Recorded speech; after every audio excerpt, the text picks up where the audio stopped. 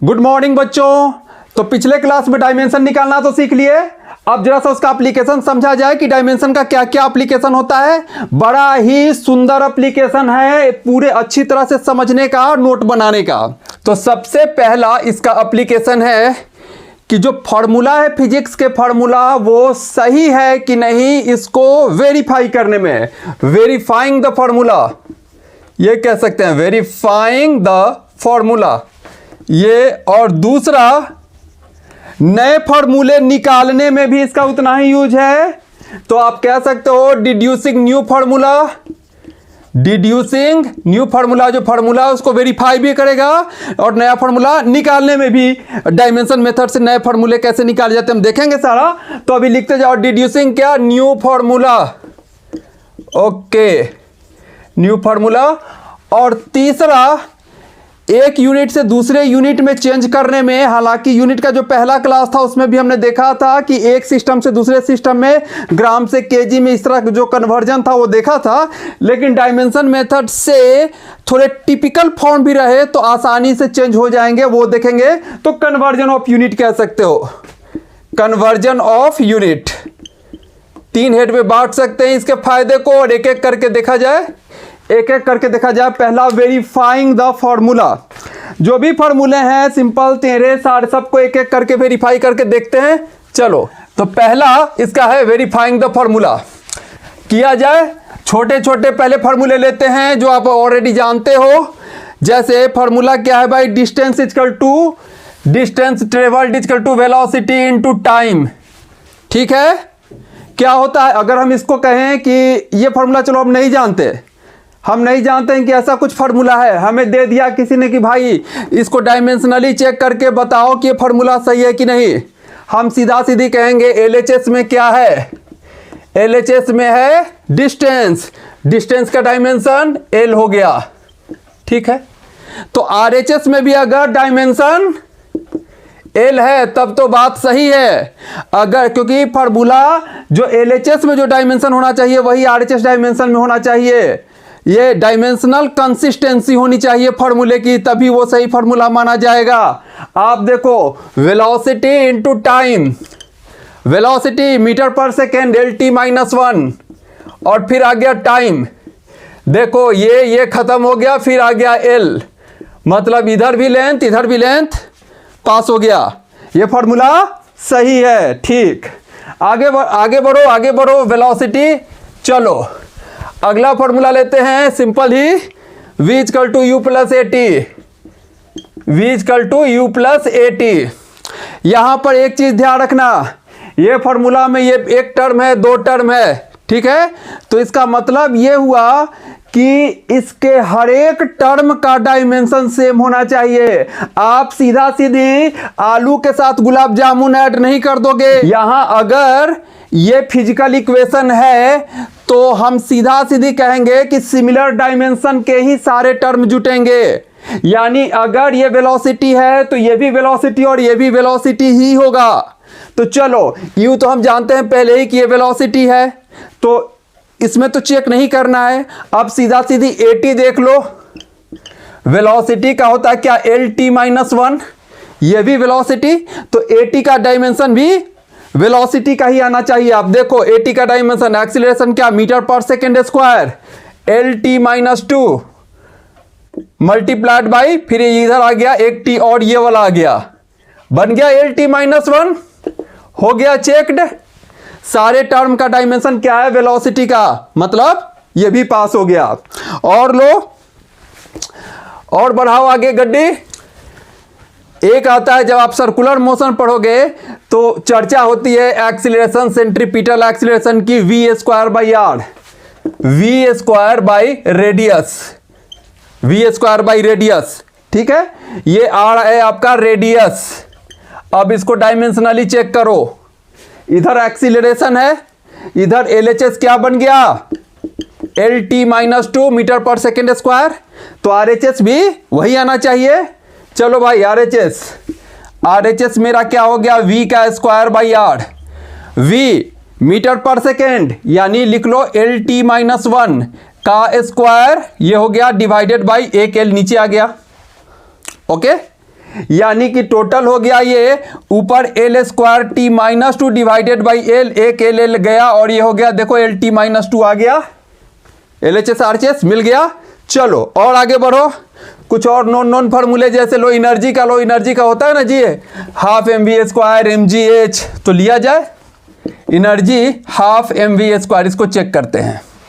Okay, तो constant इसका dimension का एक डिमेरिट कह सकते हो, एक डिसएडवांटेज कह सकते हो, ये नहीं बता पाता है कि इसके साथ जो कांस्टेंट लगा हुआ है वो क्या है, लेकिन हाँ बाकी का ये डायमेंशनली उसको पकड़ लेगा कि सही है कि गलत है। E equal to m we square, अगर हाफ एम वी स्क्वायर, अगर ये इक्वेशन सही है तो डायमेंशनली सही होना चाहिए। यानी कि आप एनर्जी का जानते हो ना, क्या होता है एनर्जी का, M L square T minus two, किया था ना हमने पहले क्लास में, ठीक है। अगर कंफ्यूजन हो तो एनर्जी क्या होता है, फोर्स इंटू डिस्प्लेसमेंट, और फोर्स होता है मास इंटू एक्सीलरेशन इंटू डिस्प्लेसमेंट, यानी मास मीटर पर सेकेंड, मास का तो हो गया g m, acceleration metre per second square L T minus two, और फिर एक एल आ गया M L square T minus two, इसको तो बिल्कुल याद रख लेना है, ठीक है। अब चलो इधर आ गया M L square minus two, तो हाफ एम वी स्क्वायर भी M L square minus two ही आना चाहिए, हाफ को तो चलो भूल जाओ, कांस्टेंट से हमें मतलब नहीं है। तो एम वी स्क्वायर का चेक करो, एम का हो गया कैपिटल एम मास और velocity L T minus one, और उसका स्क्वायर चढ़ा दो भाई, इसका स्क्वायर आ गया, देखो तो एम एल का स्क्वायर टी का माइनस टू हो गया, यानी एनर्जी ये और एम वी स्क्वायर भी ये हो गया, ठीक है। चलो एनर्जी एक और क्या होता है, एम जी एच, उसका भी लगे हाँ तो देख ही लो, एम जी एच एनर्जी का तो देखा ना जी, M L square T minus two, यानी एम जी एच का भी उतना ही आना चाहिए। चलो देखो एम जी एच क्या हो गया, मास, जी क्या है ग्रेविटेशनल एक्सीलरेशन यानी एक्सीलरेशन, यानी metre per second square L T minus two, और एच हाइट एल आ गया M L square T minus two. चलो ओके, तो ये सब तो वो फार्मूले थे जो कि जानते हो। अब कुछ ऐसे फार्मूले देते हैं जो अभी आप नहीं पढ़े हो, उसको भी डायमेंशनली चेक किया जाए। जैसे कहता है change in pressure, change in pressure का फॉर्मूला होता है twice of surface tension divided by radius. S है सरफेस टेंशन, एस है सरफेस टेंशन और आर है आपका रेडियस। अब चलो सरफेस टेंशन, कोई टेंशन नहीं, बता देता हूं क्या है, ठीक है। पहले देख लेते हैं इसका एलएचएस में क्या है, प्रेशर है ना, प्रेशर तो जानते हो कि फोर्स बाई एरिया। चलो पहले प्रेशर का निकाला जाए। LHS pressure, pressure means force by area, और force mass into acceleration, M और एल टी माइनस टू हो गया, और एरिया एल स्क्वायर हो गया, लेंथ इंटू लेंथ, ऊपर हो गया mass into metre per second square, और नीचे एरिया लेंथ का स्क्वायर। क्या हो जाएगा, एम ये ऊपर गया L minus one T minus to, one और ये टू निगेटिव हो गया ना, तो one minus two minus one direct लिख दिया मैंने, और टी माइनस टू क्या हो गया। अब ये प्रेशर का है तो ये 2s बाई आर भी यही होना चाहिए। तो पहले सरफेस टेंशन का क्या होता है, हम लोग कर चुके हैं पिछले क्लास में, फोर्स पर यूनिट लेंथ, यानी mass into acceleration T minus two divided by L, that is M T minus two. ये है आपके किसका, सरफेस टेंशन का, और ये है एस बाई आर, कॉन्स्टेंट से तो कोई मतलब है नहीं, तो एस बाई आर, यानी देखो M T minus two divided by R क्या है, रेडियस लेंथ, ये हो गया। देखो m नीचे से l गया, minus one T minus two आ गया, ठीक है, यानी फॉर्मूला हो गया पास। चलो दूसरा यूज क्या बताए थे भाई, दूसरा यूज बताए थे कि अगर हमें यह पता है कि कोई चीज किस किस चीज पे डिपेंड कर रही है, तो उन चीजों का आपस में क्या रिलेशन है फॉर्मूला के रूप में, वो भी ये निकाल देगा बड़े आसानी से। जैसे अगर मैं कहूं कि जब कोई चीज सर्कल में घूमता है गोल गोल, तो उस पे एक फोर्स की जरूरत पड़ती है, किसी चीज को गोल गोल घुमाने के लिए एक फोर्स की जरूरत पड़ती है। ये सब चीजें बाद में आएंगी ना, जब हम सर्कुलर मोशन वगैरह पढ़ेंगे, तो फिलहाल जस्ट समझ लो कि वो चीज, वो फोर्स जो डिपेंड करता है, जो चीज घूम रहा है, जो चीज घूम रहा है उसके मास पे, किस स्पीड से उसे घूमना है, और किस रेडियस में घूमना है, इस पे डिपेंड करता है। पर ये नहीं पता भाई किसका कितना पावर है। एम बी बाई आर भी हो सकता है, एम बाई वी आर भी हो सकता है, V by M square R भी आ सकता है, कुछ भी, जितना प्रोबेबिलिटी सोच लो कुछ भी हो सकता है। तो हम क्या करेंगे, सिंस ये बात नहीं पता तो हम कह रहे हैं कि m का पावर a मान लो, v का पावर b मान लो और r का पावर c मान लेते हैं कि इस पावर से एसोसिएटेड है। अब अगर ऐसे एसोसिएटेड है और ये फार्मूला है तो फार्मूला डायमेंशनली तो करेक्ट होना चाहिए ना। मतलब इधर का जो डायमेंशन होगा वही इधर का डायमेंशन होगा। हम सीधा फंडा लगा देंगे जो तक कंसिस्टेंसी ऑफ डायमेंशन, चलो वही लगा दिया जाए। तो फोर्स का क्या होता है भाई, मास इंटू एक्सीलरेशन, mlt-2। तो इधर भी सबका मिल करके mlt-2 ही आना चाहिए। ओके, और उसी चीज को हम यूज करके इक्वेशन बना करके abc निकाल लेंगे। चलो देखो कैसे, m मास का m का पावर है हमारा a, velocity lt-1 metre per second का पावर है हमारा b, और रेडियस दैट इज लेंथ हो गया रेडियस, उसका पावर है c। ओके, अब देख लो यहां m तो सिर्फ यही है तो m का पावर a हो गया, लेकिन l यहां भी है यहां भी है तो टोटल पावर ले लो। यहां b पावर है वहां c पावर है तो b प्लस c हो गया, और t का पावर माइनस b, t सिर्फ इसी में माइनस b यहां से आ गया।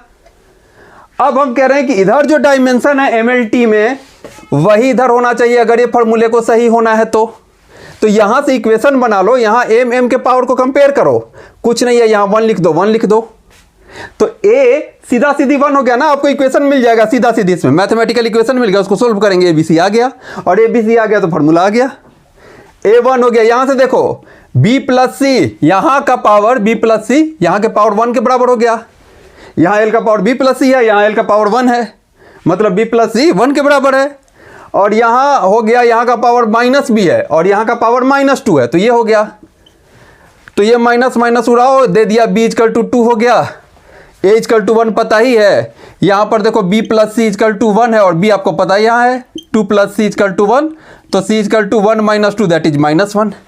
मिल गया सारा मिल गया क्या, a1 b2 c -1। तो ये रखो फॉर्मूला यहां पे, फॉर्मूला आपका बन गया f equal to m a का 1 और v, m का पावर a की जगह 1, b की जगह 2 और r दैट इज r का पावर c और c की जगह कितना जी -1। लो अब एडजस्ट कर दो, यानी mv² बाई ये r नीचे आ गया -1 है, ये बन गया फॉर्मूला। ये फोर्स कहलाता है सेंट्रीपिटल फोर्स, बाद में पढ़ोगे, पहले फॉर्मूला पता चल गया ना। यानी हम वो टॉपिक जानते भी नहीं है, हमें कुछ नहीं पता उस टॉपिक के बारे में, हमें सिर्फ पता है कि भैया इन चीज़ों पे डिपेंड करता है, तो फॉर्मूला बना दिया हमें। समझ में आ रहा है डायमेंशन का यूज, बड़े काम की चीज़ है। ठीक है ठीक है ठीक है ठीक है ठीक है, बढ़ा जाए आगे, मिटाऊं, चलो मिटा रहा हूं।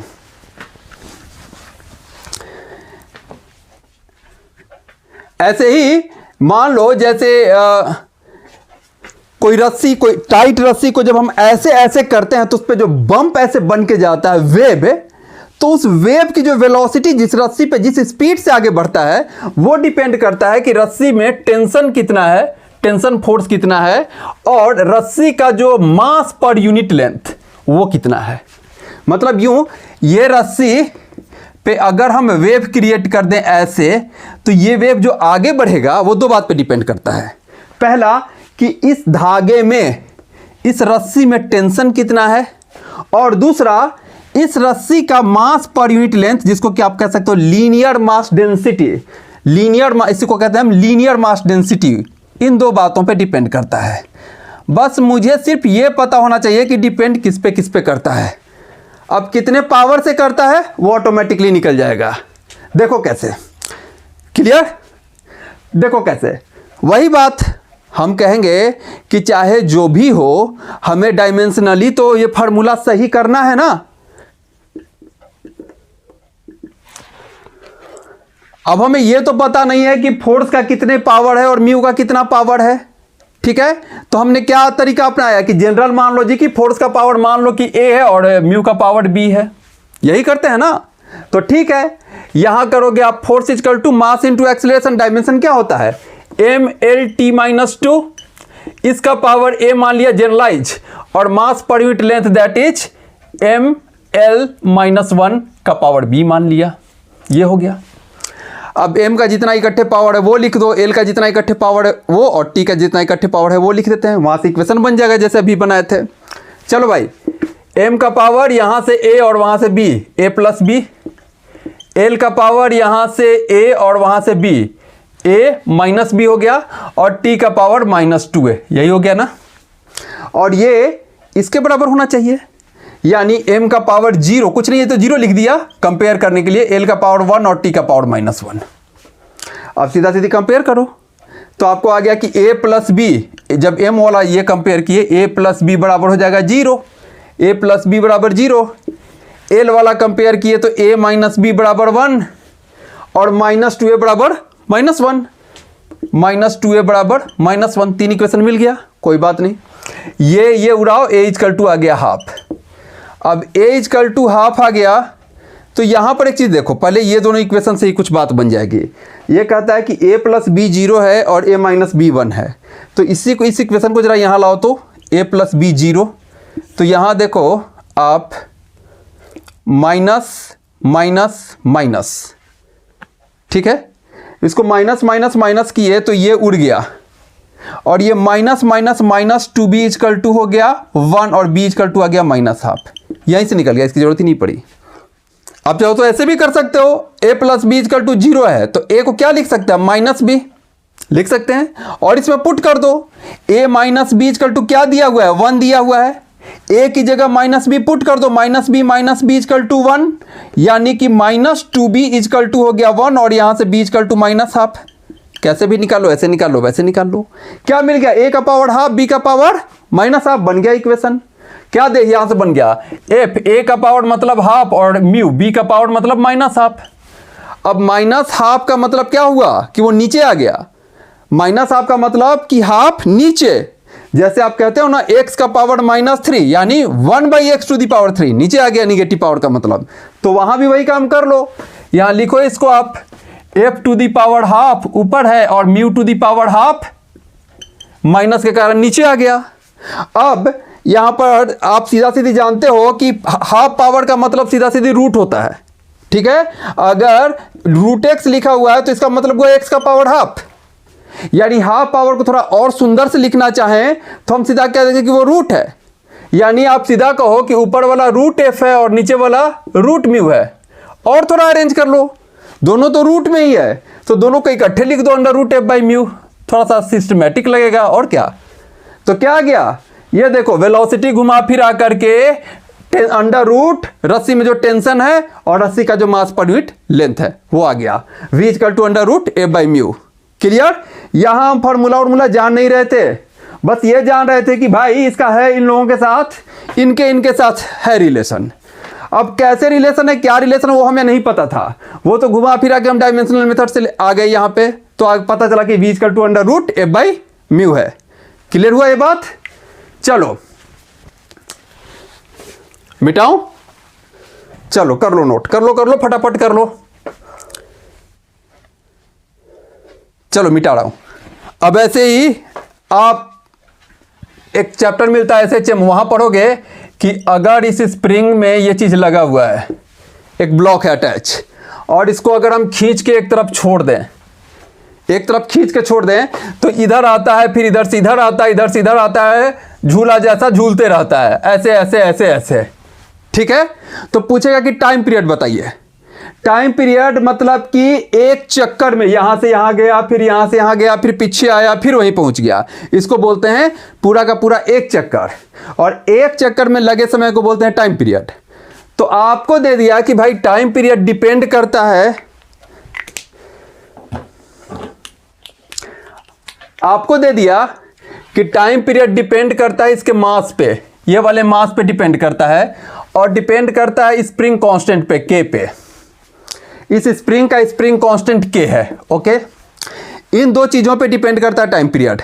अब आप बताइए कि कैसे रिलेटेड हैं वो, फार्मूला क्या है इनके बीच, ओके। फिर वही तरीका, m का पावर a मानो, k का पावर b मानो। तो अब यहाँ स्प्रिंग के स्प्रिंग कांस्टेंट का आपको डायमेंशन नहीं पता है, तो स्प्रिंग का स्प्रिंग कांस्टेंट सीधा सीधी होता है F equal to kx। Basically spring को जितना खींचो उतना ही ज़्यादा फोर्स लगाता है, तो F फोर्स स्प्रिंग कितना लगाएगा प्रोपोर्शनल है कि उसको हम कितना खींच रहे हैं। तो ए प्रोपोर्शनल टू एक्स हो गया, वही प्रोपोर्शनलिटी कांस्टेंट को हटा देते हैं तो उसी को बोलते हैं हम spring constant, F equal to K X. तो बेसिकली ये स्प्रिंग कांस्टेंट क्या हो गया, फोर्स डिवाइडेड बाई एक्स, हमें तो डायमेंशन से मतलब है ना, तो फोर्स डिवाइडेड बाई एक्स हो गया, राइट। तो चलो अब यहां पे करके देख लेते हैं, ये है टाइम पीरियड, टाइम पीरियड, तो टाइम पीरियड मतलब सीधा सीधी ये टाइम आना चाहिए, ना मास आना चाहिए ना लेंथ आना चाहिए, यानी मास में भी जीरो लेंथ में भी जीरो, सिर्फ टाइम में 1। ये क्या है मास, तो मास का तो सीधा सीधी मास हो गया, मास का पावर ए। और स्प्रिंग कांस्टेंट क्या बन के आया था, फोर्स डिवाइडेड बाई डिस्टेंस, कितना हम खींचे स्प्रिंग को, तो फोर्स हो गया क्या, मास into acceleration mlt-2 divided by distance, कितना खींचे एल हो गया।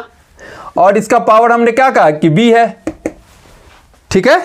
तो चलो एल एल कट के और आसान हो गया, तो m का पावर a यहां से हो गया और mt का टू दी पावर -2 का b यहां से हो गया। टोटल पावर अगर कंपैरिजन करें तो m का टोटल पावर यहां से a यहां से b, एल वेल तो है नहीं, और t का पावर -2b, यही आया ना। अब इसको कंपैरिजन करना है m to the power 0, l to the power 0, t to the power 1। तो चलो l तो इधर भी नहीं है, l इधर भी नहीं है, और अच्छी बात है, a प्लस बी को कंपेयर करो 0, ठीक है, इधर m के पावर को इधर के m के पावर से कंपेयर करो, a प्लस बी आ गया आपका 0 और -2b, t का पावर की -2b कितना हो गया 1। तो यहां से तो बड़े आराम से आ गया ना जी, b equal to -half, b equal to -half यहां पुट कर देते हैं, a प्लस बी की जगह -हाफ इक्वल टू 0, यानी plus minus minus a minus half equal to 0, और यहां से आ गया a इक्वल टू हाफ, यानी a का पावर हाफ और b का पावर -हाफ हो गया, यानी फॉर्मूला आपका बन गया। देखो बेसिकली अब बार बार ये बात तो आ रही है ना कि आपका जो फार्मूला है डायमेंशनल मेथड से जो फार्मूला निकाला जाता है वो उसके आगे कौन सा न्यूमरल कांस्टेंट लगा हुआ है वो नहीं बता पाता है।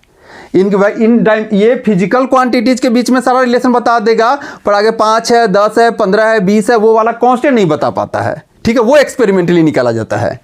तो चलो, तो यहां से क्या आ गया आपका टाइम पीरियड, m का पावर हो गया हाफ, a की जगह, और k b की जगह -हाफ। फिर वही जो पिछली बार किए थे, हाफ को ऊपर रहने दो पॉजिटिव को और इसको नीचे भेजो, और फिर इसको √m कर दो और इसको √k कर दो, जो पिछली बार किए थे सेम चीज आ गया बिल्कुल, यानी √m/k हो गया। पर यहां पर जैसे मैंने कहा कि डायमेंशन का एक डिमेरिट है, एक डिसएडवांटेज है कि आगे वाले न्यूमरल कांस्टेंट का पता नहीं चलता है, तो ये एक्सपेरिमेंटली निकाला गया और ये फॉर्मूला एग्जैक्ट इतना होता है, time period equal to 2π√m/k। Clear. यहां पर आप ऐसे कह सकते हो कि ये फॉर्मूला ऐसे है, t equal to a constant, ऐसे कह सकते हो, t equal to a constant, proportionality constant, m का पावर a, k का पावर b। अब ये पावर आपने एडजस्ट कर लिया डायमेंशनल मेथड से, और वो यहां जो c कांस्टेंट की क्या वैल्यू है वो आपको एक्सपेरिमेंटली निकल गया। तो एग्जैक्ट फॉर्मूला बन गया t इक्वल टू 2π√m/k। ठीक है, आपको भी फॉर्मूला रट्टा वट्टा नहीं मारना है, वो तो जब चैप्टर आएगा तब देखेंगे। आपको देखना है कि हाँ भाई ये एक अच्छा सा मेथड है, ये एक वे है, फिट करके आराम से फार्मूला निकाला जा सकता है। क्लियर, बस आपको इतने से मतलब है। चलो अब थोड़ा अलग हट करके ले लेते हैं, जैसे एक फोर्स आता है viscous force. Viscous force equal to, ये डिपेंड करता है आपका कोएफिशिएंट ऑफ विस्कोसिटी पे, ये डिपेंड करता है एरिया ऑफ क्रॉस सेक्शन पे, और ये डिपेंड करता है वेलोसिटी ग्रेडियंट पे, v/z। अभी बताते हैं कि वेलोसिटी ग्रेडियंट क्या होता है। अभी आप पहले टर्म में लिख दूं, ये है coefficient of viscosity, coefficient of viscosity. ये जब डायमेंशन हम कर रहे थे तो ये मिला भी था, याद होगा। और a है हमारा एरिया, और इसे कहते हैं वेलोसिटी ग्रेडियंट।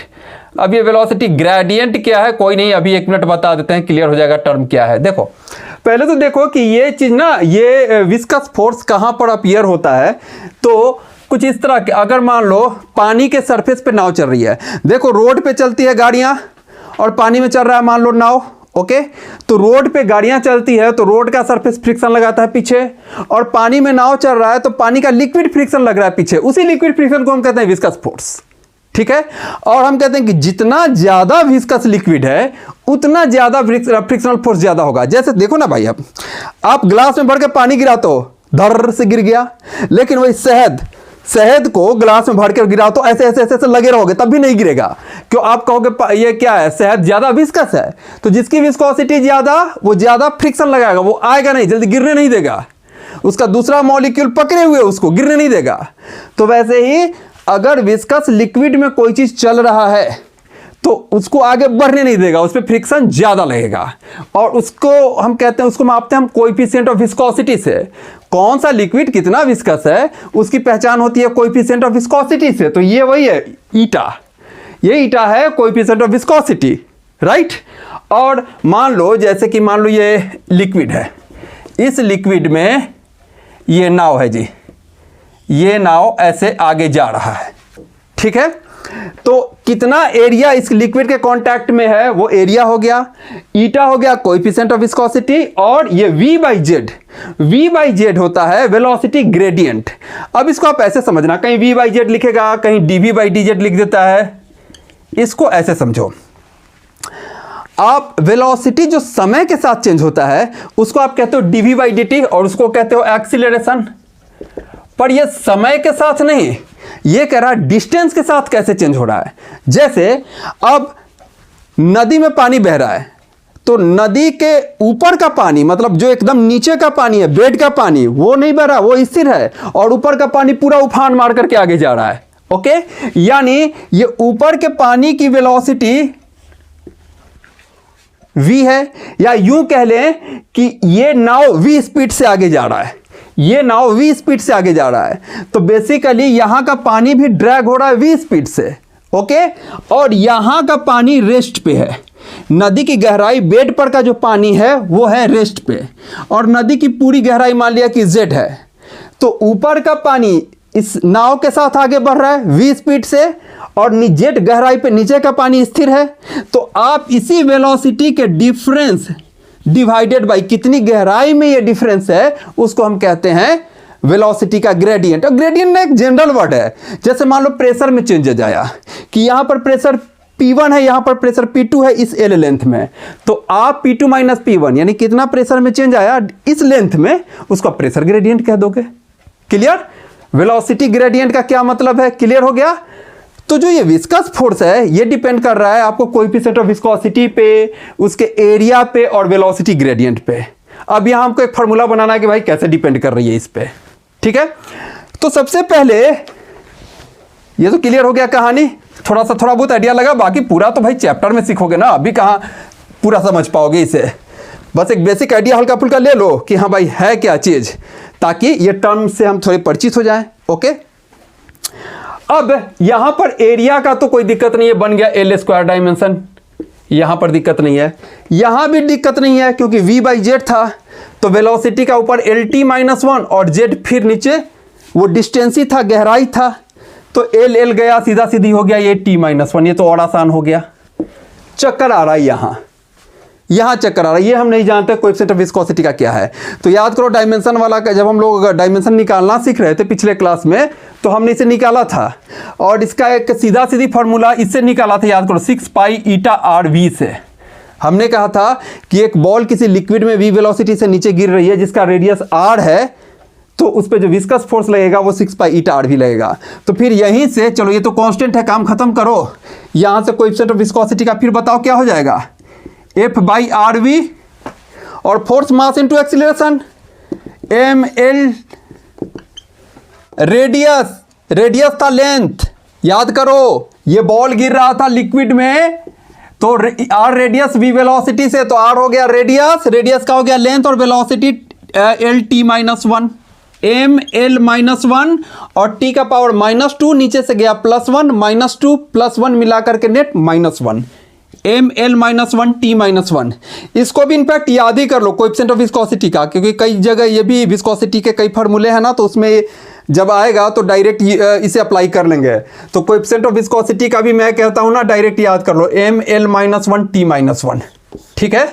क्योंकि अगले क्लास में जब हम चैप्टर ये इससे जो किस किस तरह के प्रॉब्लम्स आते हैं, न्यूमेरिकल्स वगैरह कैसे कैसे आते हैं, तो उनमें हम इन सबों को उठा के डायरेक्ट यूज करेंगे, ठीक है। तो इसको भी याद कर लिया जाए।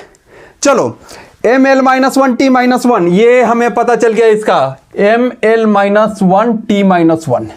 तो अब किया जाए फिर, ये थोड़ा मज़ेदार फार्मूला है, बाकी दूसरे वाले थोड़े सिंपल थे, ये थोड़ा सा अच्छा फार्मूला मिल गया हमें। तो अब हमें नहीं पता एफ वी इजकल टू, हम कह रहे हैं ईटा का पावर ए ले लेते हैं, प्रोपोर्शनलिटी, ईटा का पावर ए ले लेते हैं, एरिया का पावर बी ले लेते हैं, और वेलोसिटी ग्रेडियंट का पावर सी ले लेते हैं, जो हम ट्रिक अपनाते आए हैं अभी तक। ओके, ईटा का डायमेंशन क्या है जी?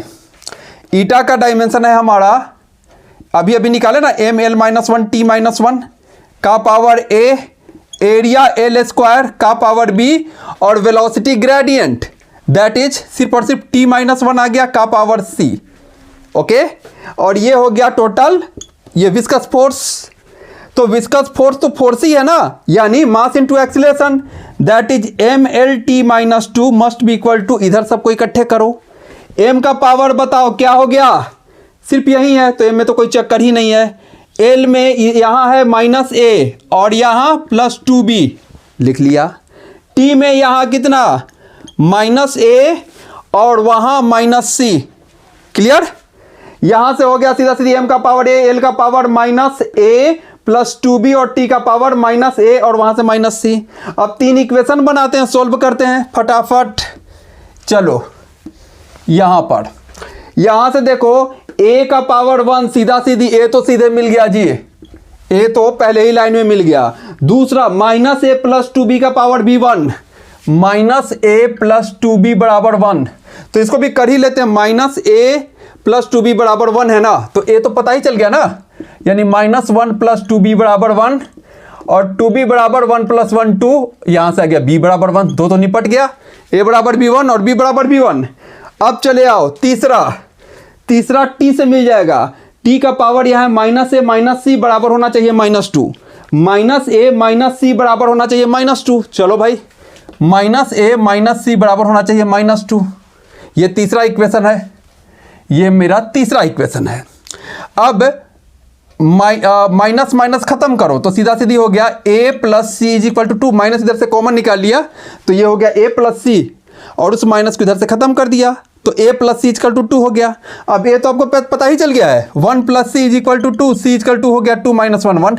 लो, जितना टेढ़ा देखने में लग रहा था उतना ही सिमेट्रिक, a भी 1, b भी 1, c भी 1, तो फार्मूला सीधा सीधी बन गया कि f जो है प्रोपोर्शनल है ईटा का पावर 1, v का भी पावर 1, a का भी पावर 1 और v/z का भी पावर 1। ये फार्मूला हो गया, ठीक है, ये बन गया आपका फार्मूला। तो विस्कस फोर्स आ गया सीधा सीधी ईटा a v/z। क्लियर। तो डायमेंशनल मेथड से आई थिंक हम लोगों ने काम पर प्रैक्टिस कर लिया कि कैसे हमें फार्मूले निकालने हैं। अब इसके ना अगला एप्लीकेशन क्या हमने कहा था कि एक यूनिट से दूसरे यूनिट में जाना हो तो भी ये काम करता है। 3 एप्लीकेशन की चर्चा हुई थी, पहला निपट गया, दूसरा निपट गया, अब तीसरा। चलो मिटाऊं, क्लियर, चलो मिटा रहा हूं। यहां पर ना एक चीज और देख लेना, अगर आप इस फार्मूले को देखो, ये फार्मूले को देखो ईटा ए v/z, तब आपको लगेगा कि यहां वेरिएबल 4 हैं, ईटा है, ए है, वी है और जेड है। लेकिन v/z तो सिंगल वेरिएबल है ना, वेलोसिटी ग्रेडियंट, इसलिए हमें 3 इक्वेशन मिला, तीनों में एबीसी सॉल्व हो गया। ठीक है, इससे कोई दिक्कत नहीं आई। क्लियर हो गया ये बात। चलो मिटाया जाए। अब अगला हमने कहा कि एक यूनिट से दूसरे यूनिट में जाना हो तो भी ये डायमेंशन बड़े काम की चीज है।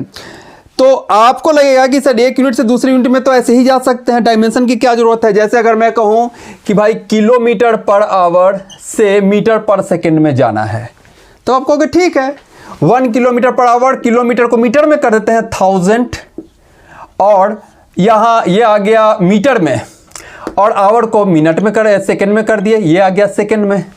तो हम डायरेक्ट चले गए 1000/16 × 60, ये हो गया, और 2 × 5 = 10, 2 × 3 = 6, यानी आ गया 5/18 मीटर पर सेकंड। आप कहोगे तो डायरेक्ट हो गया, इसमें हमें डायमेंशनल मेथड की क्या जरूरत है।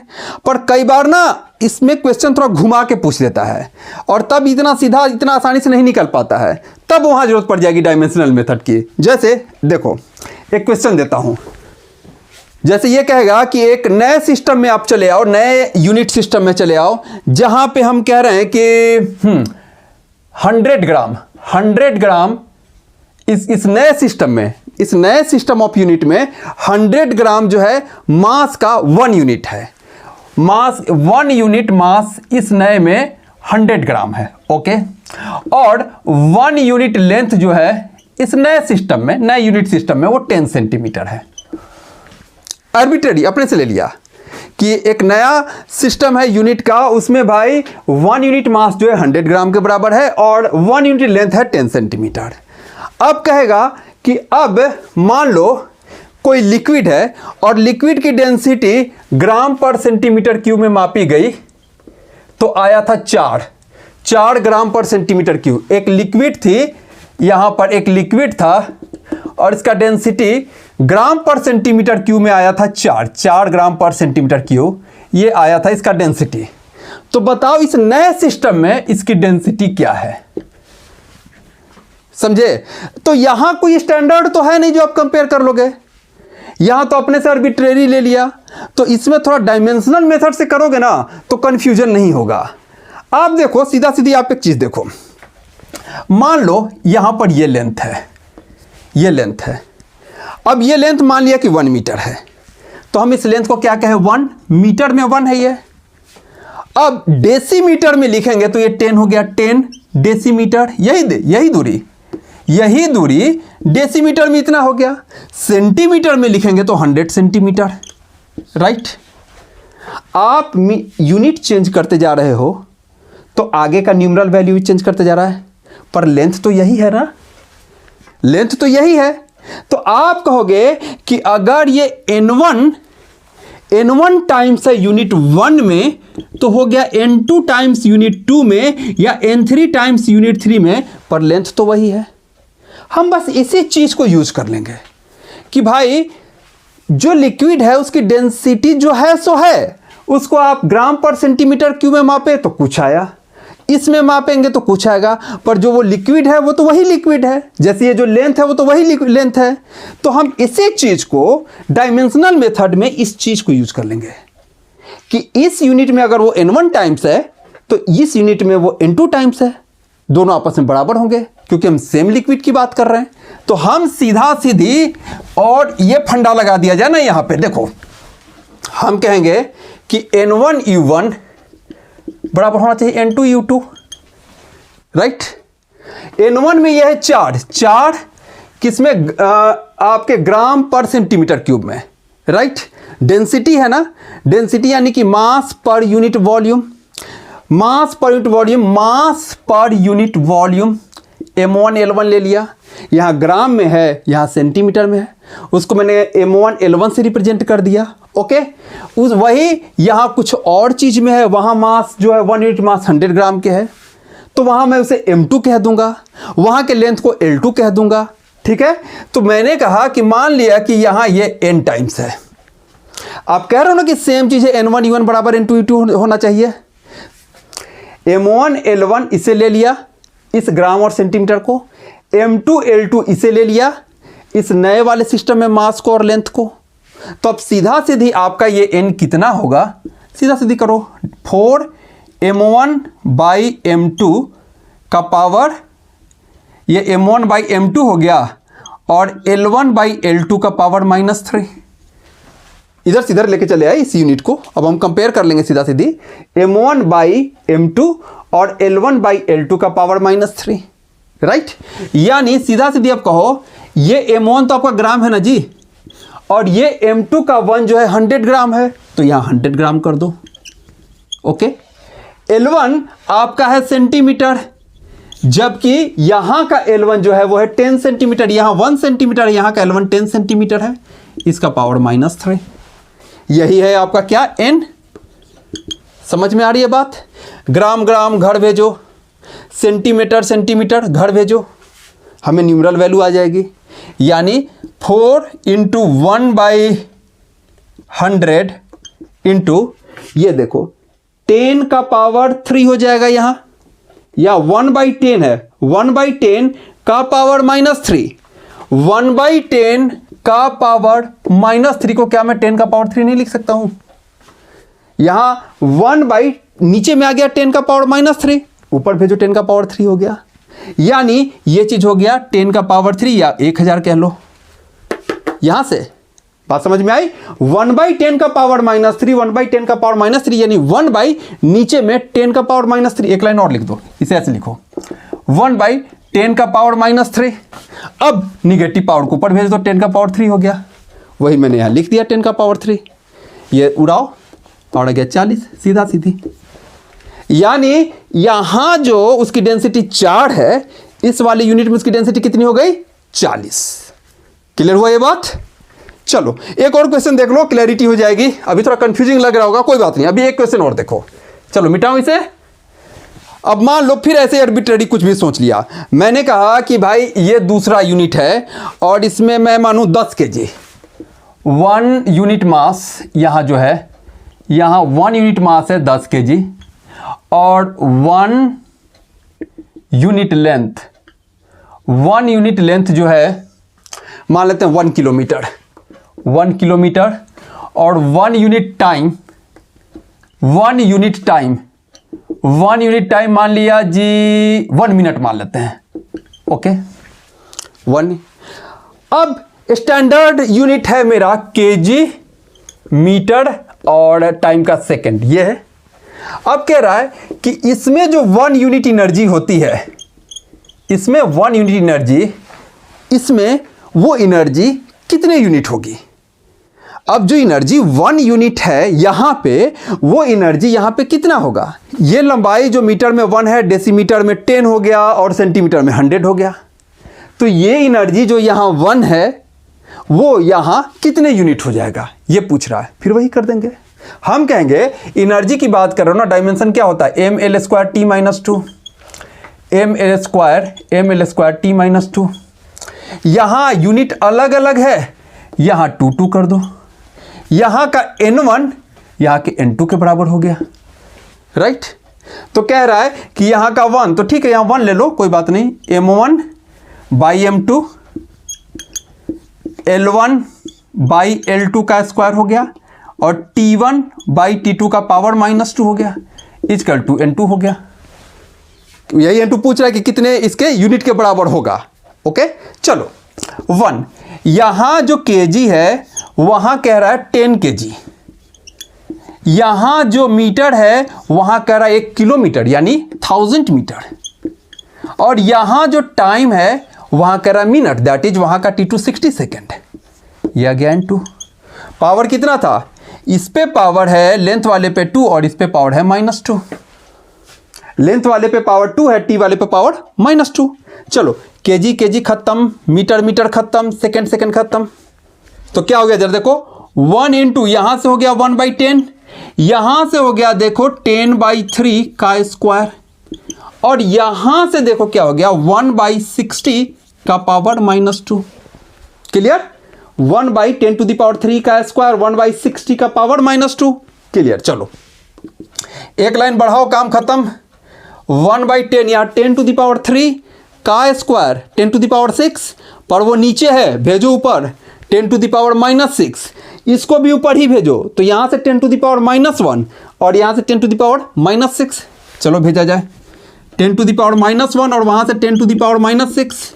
यहां देखो क्या हो गया 1/60 यानी 1/60⁻²। आप लिखो इसे 60⁻² हो गया। 1/60⁻² यानी 60⁻², ऊपर जाएगा बन जाएगा 60 का स्क्वायर। तो यहां से आप लो इसे ऐसे, ये दोनों 10⁻⁻7 हो गए, 10⁻⁻7 इंटू देखो 60 का पावर -2 ऊपर गया तो 60 का पावर +2, ये लो 60 का पावर +2 यानी 10⁻⁻7 इंटू यहां से हो गया 3600, ये हो गया 3.6 इंटू 10 का पावर -4 इस यूनिट में। यानी 1 यूनिट एनर्जी इस यूनिट में 3.6 इंटू 10⁻⁻4 यूनिट के बराबर है। यहां का यूनिट अगर जे डैश कह दें तो 1 जूल यहां का 3.6 इंटू 10⁻⁻4 यहां का जो यूनिट हुआ जे डैश उसे कह दिया उसमें है। क्लियर? तो इस तरह से हम इसके तीनों फायदे हमने देखे। पहला फायदा क्या भाई, तो जो फार्मूला है उसको चेक करके बता देता है कि डायमेंशनली सही है, मतलब सही है। ओके। दूसरा, हमें सिर्फ ये पता हो कि वेरिएबल्स क्या क्या हैं, ये जो चीज़ है किन किन चीज़ों पे डिपेंड करती है, तो डायमेंशनल घुमा फिरा करके हम फार्मूला निकाल लेते हैं। और तीसरा, थोड़ा जैसे तैसे अपने मन से कोई भी यूनिट बना दिया, कैसा भी बना दिया, तो 1 यूनिट से दूसरे यूनिट में हम आराम से डायमेंशनल मेथड से कन्वर्ट कर सकते हैं। तो आई थिंक कि डायमेंशन पे थोड़ा सा अपना हाथ साफ हो गया। अब हम कुछ अच्छे क्वेश्चंस जो एक्चुअली कंपटीशन में पूछे जाते हैं, जिस तरह के क्वेश्चन, उस तरह के क्वेश्चन कुछ ट्राई कर लेंगे और फिर आगे बढ़ जाएंगे हम कि मेजरमेंट के जो वेरियस तरीके हैं, लेंथ का, मास का, टाइम को मेजर करने के जो वेरियस तरीके हैं, उसमें हम फिर आगे चले जाएंगे। तो नेक्स्ट क्लास में हम ये सब चीज़ देखेंगे। ठीक है? तो ठीक है बच्चों, मन लगा करके पढ़ते रहो, टेंशन वेंशन मत लो। Thank you.